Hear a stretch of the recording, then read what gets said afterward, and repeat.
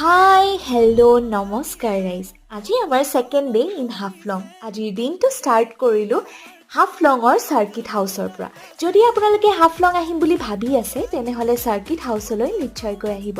কাৰণ ইয়াৰ পৰা এটা বহুত ধুনীয়া হাফলঙৰ ভিউ পোৱা যায় ইমানেই ধুনীয়া ভিউ যে মা আৰু দেউতাই কপি ফটো নুঠি নোৱাৰিলে কিন্তু আমাৰ প্ৰেম পূজাৰীয়ে ফোনতহে লাগিলে নেক্সট আমি গ'লোঁ আই লাভ ডিমা হাছাও বুলি লিখি থোৱা লোকেশ্যনটোলৈ ইয়াৰ পৰা আপোনালোকে যেনিয়ে চাই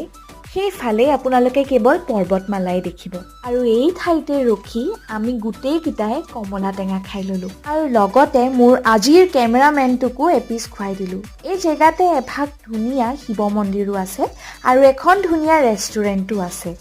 এই ৰেষ্টুৰেণ্টখন আমি যাওঁতে খোলা নাছিল কাৰণ আজি আমি বহুত ৰাতিপুৱা ওলাই আহিলোঁ সেইবাবে ৰাতিপুৱাৰ বেলি নেদেখা মানুহৰ চকুত ধৰিছে